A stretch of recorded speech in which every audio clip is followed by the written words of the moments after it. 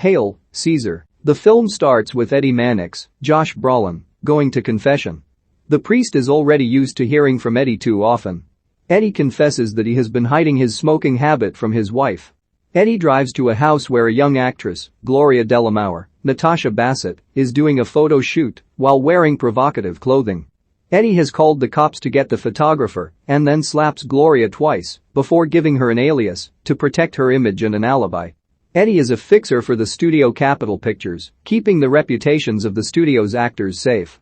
He watches a rough cut of Hail, Caesar, a historical epic centered around the Christ. Famous actor Baird Whitlock, George Clooney, stars in the lead role of Autolycus. Eddie is seen consulting with a rabbi, Protestant clergyman, Catholic clergyman, and Eastern Orthodox clergyman to discuss the portrayal of Jesus Christ being done properly without offending anyone's views, leading to a debate on the role of Jesus in each religion.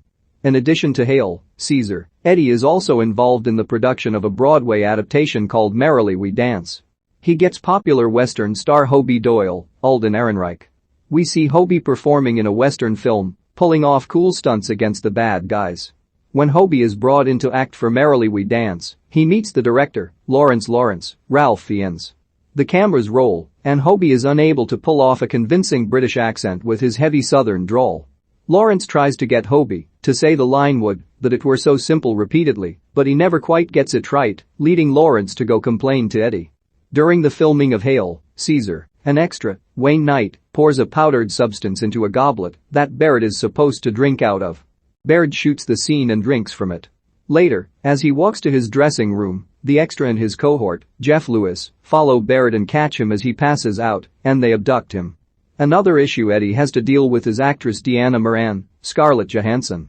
She is introduced, doing a mermaid water sequence with a big smile, before experiencing discomfort and tossing her crown to someone violently. Deanna is pregnant, which spells trouble for her generally wholesome image. Baird wakes up in a house by the beach and walks into a meeting of men gathered in a room. Baird sits with them and learns that they are all communist writers that felt cheated by the studios and they want Baird to join them in their cause. People notice that Baird has gone missing. Eddie receives a message demanding a ransom of $100,000 for Baird's return, issued by the future.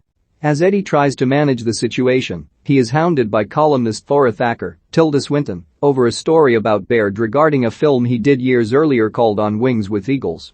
Not long after Thora leaves, Eddie is approached by her twin sister Thessaly, who writes gossip pieces and also wants to do a piece on Baird. A young man on a bike approaches Eddie and says he has a call from the future. Eddie runs to his office to answer the call, but they hang up on him. Hobie is already waiting for him in his office. Eddie shows him a suitcase full of the ransom money and explains the situation to Hobie. Meanwhile, Eddie is pursued by a man from Lockheed Martin to leave Hollywood behind and go work for him. We meet actor Bert Gurney, Channing Tatum, in a musical as a sailor who sings with his comrades overseeing no dames for the next 8 months at sea. Eddie visits C. Calhoun, Francis McDormand, who is the editor of Merrily We Dance. He catches a glimpse of footage from the film. Before it gets to Hobie's part, the reel stops because C's scarf got caught in the projector and is choking her. Eddie reverses the reel and saves her. Eddie approaches Arne Seslam, Christopher Lambert, the director with whom Deanna had an affair with and fathered her child. He tells Eddie he is married. Eddie resolves to have Deanna disappear for a while and adopt her own child to hide that it's really hers. They find Joe Silverman, Jonah Hill, a fall guy that has previously been used as a scapegoat to fix someone else's problem. They arrange for Joe to be the foster father to Deanna's baby.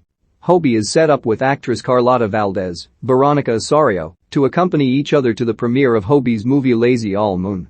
The film is a laugh-out-loud riot for the audience. After the movie, Hobie and Carlotta have dinner together as part of the studio's plan to make them look sweet on each other. Hobie is approached by both Thacker sisters individually to get the scoop on the two of them. From a few tables down, Hobie notices Bert taking the suitcase of money with him. Hobie leaves Carlotta and follows Bert. Hobie follows Bert all the way to the beach house, where he finds Baird sitting alone in the meeting room. Baird tries to convince Hobie to join the future, but he refuses to be a communist and takes Baird with him. Meanwhile, the writers are taking Bert, who is also a communist, to the middle of the ocean, where a Soviet submarine rises from the water. Bert takes the suitcase with him as he boards the submarine, but a small dog on the little boat hops over prompting Bert to catch the dog and drop the suitcase into the water. He boards the submarine, which goes back underwater. As Hobie drives Baird away, the police make their way to the beach house to arrest the writers. When Baird returns, he plans to smear the name of the studio head as the future would have wanted, but Eddie smacks him twice and tells him to proceed with Hail, Caesar, and to not even think about ruining the reputation of the man that made him famous. Baird is then seen performing a monologue in the film as they see Jesus on the cross. The speech is powerfully spoken until Baird forgets one of his lines. Eddie is approached by Thora again in regards to the On Wings with Eagles story. Apparently, Baird got the part in that movie by sleeping with Lawrence, but because her source was Bert, Eddie tells her that she would be branded a communist if she were to run that story. Eddie is then approached by his secretary and is told that Deanna and Joe met up for dinner and later eloped. Eddie goes to confession one more time. The priest tells him he's not so bad if he comes by too often. He also tells Eddie that God wants everyone to do what is right. This inspires Eddie to stay with Capitol Pictures and continue taking pride in his job.